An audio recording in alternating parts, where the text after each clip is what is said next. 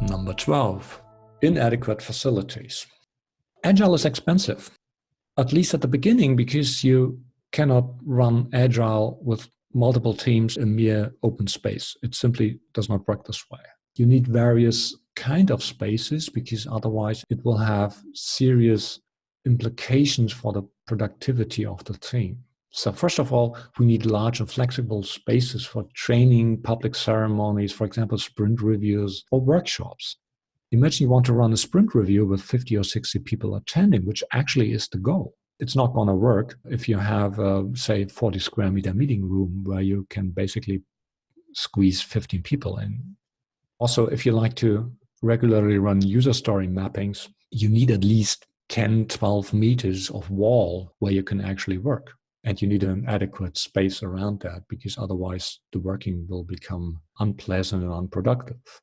You need a lot of space for whiteboards, for visualizations. I mean, transparency is the heart of everything in Agile. It's not just the sprint boards. Have the product backlog, have the product roadmap, detailed technical debt, make sketches of the architecture, etc. pp. There are a lot of usage for whiteboards, and you can't have enough whiteboards, in my experience. So my current client invested in about 20, 25 meters of whiteboard from the bottom to the floor. So we have really a nice setup at the moment, but this is not common. The team requires a defined team space from my perspective. And by team space, I'm not referring to 40 square meters cordoned off somewhere in an open space. This is not a team space. You must be able to practically close the door and open it at the same time. There are solutions for that, but the typical open space is certainly not among them. You need to have space for collaborating in small teams of 2 or maybe 5 or 6 people. You also need to have silent workspace for deep focused work. You need to be able to go somewhere, close the door behind you, and then be left alone for the next 3 or 4 hours to figure out a really important issue.